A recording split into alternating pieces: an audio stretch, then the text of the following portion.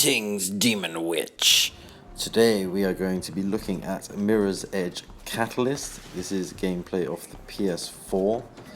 It's the follow-up to the 2008 Mirror's Edge. It's not a sequel and it's not a prequel, but it is an Origins story apparently, so whatever DICE want to sugarcoat it, that's fine.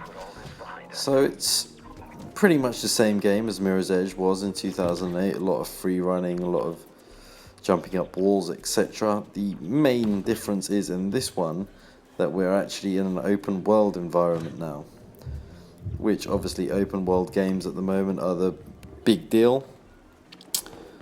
But does it work in Mirror's Edge? Probably not. Now you open up a mini map, you can find different activities, side missions, main missions to do. I've just been challenged to do a dash here, so we get our little red line to show us where to go. When we go into the circle, we start the mission. So here we're going to be doing a dash. Now this is just an A to B race, time trial basically. Once you cross the red line, the timer starts, and you have to dash your way to where you need to go.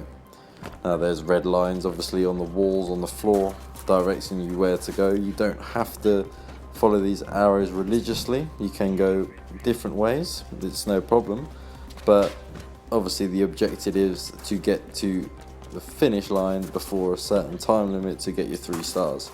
I believe this one you need to finish within 40 seconds to get 3 stars, and then obviously the longer you take over that, you get stars knocked off you. So it's a good little mini game, but that's all this game really is, to be honest. Of what I've played of it so far is a big bunch of mini games, which is great when you got 20 minutes spare and you want to do a bit of free running, but overall there's no real meat to the game, so to speak.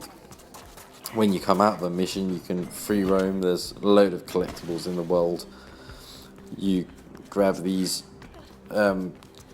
floating things, whatever they are, I have no idea what they are. You can collect chips out of boxes.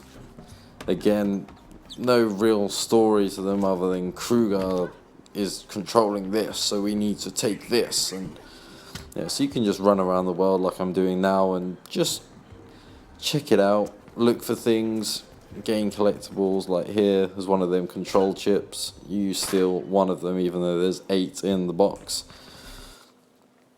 So when you go to your mini-map, you can set a waypoint to where you want to go next, to the next mission, and that will then put on your runner vision to where you need to go. Now you can actually turn this runner vision off in the settings. For the more hardcore players, yep, I can see why you would do that, but it makes the game a lot more easier, especially now it's an open world environment. It's a lot easier to get lost. There is a lot of different routes you can take, and a lot of routes do take you to dead ends as well, which can be very frustrating if you're just trying to play the game for enjoyment. So if you fall down like I did just there, it will slow you down. You've got your meter in the bottom left hand corner that increases while you run. So overall I don't think the game is that special. I think it's okay in small doses, but I wouldn't say it's the amazing sequel or origin story that the consumers that loved Mirror's Edge wanted. So unfortunately DICE has missed a shot with this one, but thanks for watching and see you guys later.